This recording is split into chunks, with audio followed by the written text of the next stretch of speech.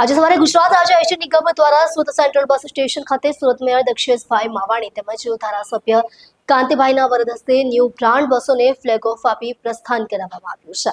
હાલ દિવાળીના તહેવારોમાં મુસાફર જનતા માદરે વતન જવાની સુખાકારી સેવાનો શુભારંભ કરવામાં આવ્યો છે।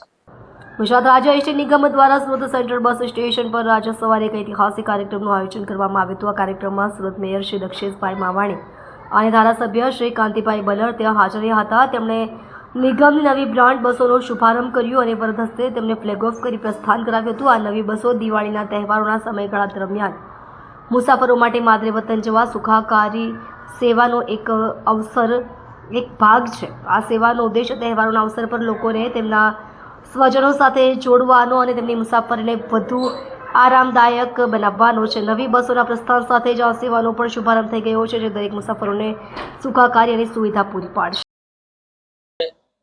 આજે આ વિસ્તારના લોકપ્રિય ધારાસભ્ય કાંતિભાઈ બલર અને હું આજે 5 જેટલી નવી બસો, એક રાજસ્થાનની અને 4 વિવિધ શહેરની ગુજરાતની, સુરતથી સિયાણા, સુરતથી સંતરામપુર, સુરતથી પાંચોર, સુરતથી વિજાપુર, એમ 5 બસ પણ આદરણીય મુખ્યમંત્રી શ્રીના નેતૃત્વમાં અને રાજ્યના મંત્રી હર્ષભાઈ સંઘવીના નેતૃત્વમાં ગયા વર્ષે પણ સારું આયોજન થયું હતું। કારણ કે સુરત એ મિની ગુજરાત છે।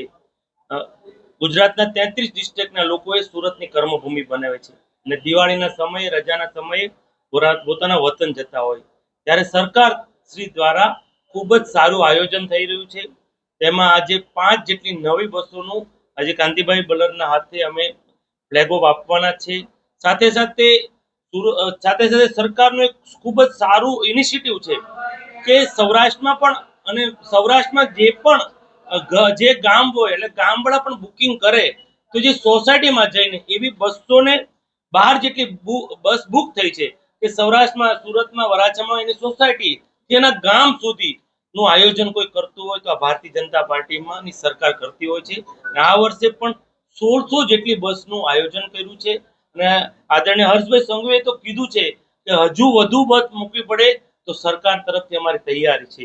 એટલે આજે એનો પ્રારંભ થાય છે ત્યારે હું ને આ વિસ્તારના લોકપ્રિય ધારાસભ્ય કાંતિભાઈ બલર આવ્યા છે ફ્લેગ આપવા, અને હું તમામ જે વતન જાય છે એને શાંતિથી જાય અને શાંતિથી આવે અને માતાજીને પ્રાર્થના કરું છું સૌની દિવાળી સુખમય રહે અને માતાજી સુખ, શાંતિ અને સમૃદ્ધિ અર્પે, એ જ અભ્યર્થના।